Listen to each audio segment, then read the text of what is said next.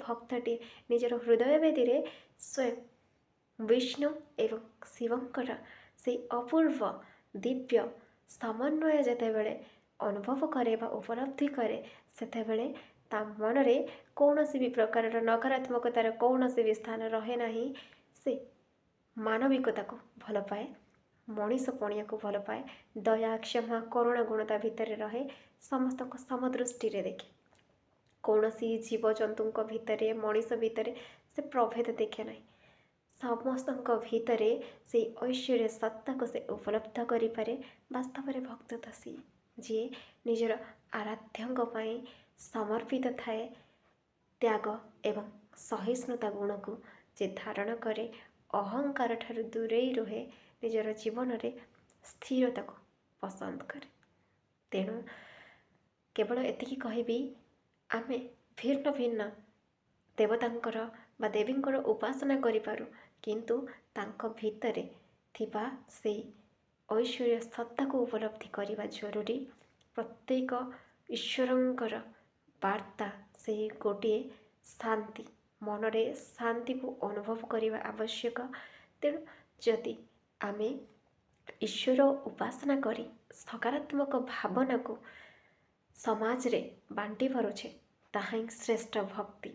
भक्तिर अर्थ नुहे संकीर्ण मना है गोटे निर्दिष्ट धर्म संप्रदायर आमे उपासक हिसाब रे निजको दर्शे जीवु, बरं भक्तिर अर्थ हेउछि जे आमे निज भितरे से मानविकता को बंचे रखिबु, मानववाद को बंचे रखिबु, जीवे दया परम धर्म वार्ता को आमे ग्रहण करि परिबु।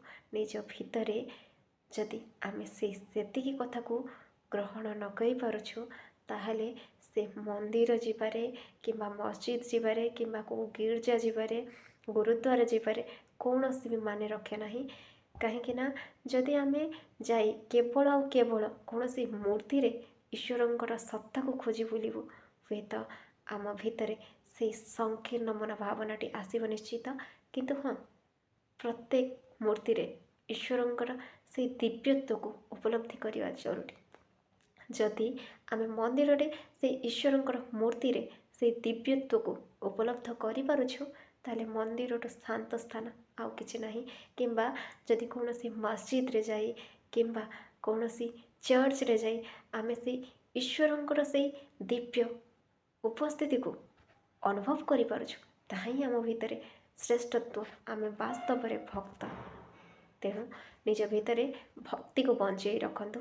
आस्थाटी कहीं अच्छी जहाँ वर्तमान समय रे मनीष भितर बंचार कारण साजी पार।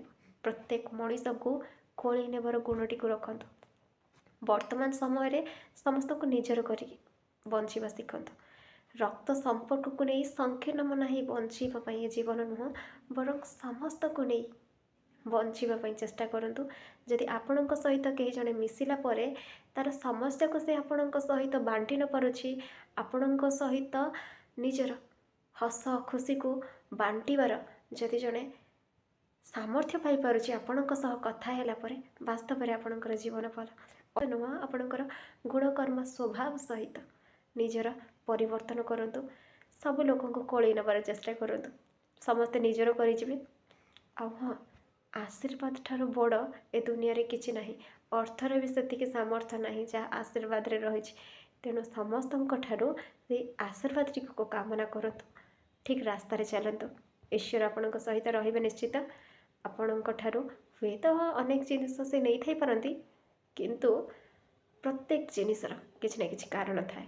जदि किछि आम सहित भल होइछि तो किछि कारण पई होइछि, जदि किछि खराब होइछि किछि कारण पई होइछि। तो सब किछि को हस हस मुहरे ग्रहण करिया उचित। सामर्थ्य बा कौन दुखर, तेणु हसिबा शिखंतु, हस बांटीबा शिखंतु, लुह भय पलैब। ईश्वर समस्त जीवन में खुशी दियंतु, हस हस मुहटिए समस्त को दियंतु, एतिकी कामना। केवल एतिकी कहबी शेष में राग रखिबेनी।